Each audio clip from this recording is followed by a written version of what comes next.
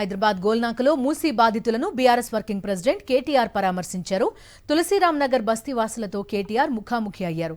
ఈ క్రమంలో కాంగ్రెస్ ప్రభుత్వంపై కేటీఆర్ నిప్పులు చెరిగారు. పేదల ఇళ్లు కూల్చి ఎవరికి దోచిపెడతారని ప్రశ్నించారు. దసరా పండుగ సంతోషంగా చేసుకోలేని దుస్థితి తెచ్చారని మండిపడ్డారు. 2 లక్షల మందిని రోడ్డుపై పడేసే కుట్ర మూసీ ప్రక్షాళన పేరుతో చేస్తున్నారని ఆరోపించారు. రేవంత్ మగాడైతే ఇచ్చిన హామీలు అమలు చేయాలని డిమాండ్ చేశారు కేటీఆర్. ఇందిరమ్మ రాజ్యం అంటే ఇళ్లు కూలగొట్టడమేనా అని ప్రశ్నించారు కేటీఆర్. మీ లంక మీదకి బుల్డోజర్ వచ్చినా ట్రాక్టర్ వచ్చినా ఇవి రానియకుండా ఇక్కడనే కంచె అడ్డం పెట్టుండ్రి, మొత్తం అందరూ వచ్చి తలుకోండి. ఆ డ్రైవర్ని అడుగుండ్రి, ఆ బుల్డోజర్ డ్రైవర్ను, అన్న నీకు కొంపున్నదా, నీకు ఇంటికాడ పిల్లలు ఉన్నారా, భార్య ఉన్నదా, నీ ఇంటి మీదకి ఎవరైనా బుల్డోజర్ చేస్తే నువ్వు ఊకుంటావా అని అడుగుండ్రి.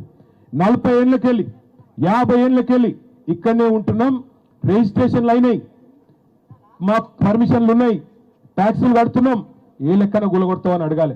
ఇలా ఇందిరమ్మ రాజ్యం అన్నాడు. ఇందిరమ్మ చెప్పిందా, సోనియమ్మ చెప్పిందా ఇల్లు గులగొట్టమని? ఎవరు చెప్పిండు? ఎవరు చెప్పలే.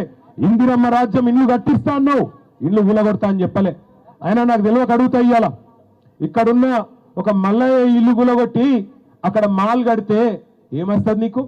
మల్లయ్య ఇల్లు బుడ్డ ఇల్లే కావచ్చు, 100 గజాలలో ఉండొచ్చు, దాన్ని గులగొట్టి పక్కన ఇల్లు గులగొట్టి హోటల్ కడతా, మాల్ కడతా, పెద్ద పెద్ద పార్కులు కడతా, ఎవరి కోసం?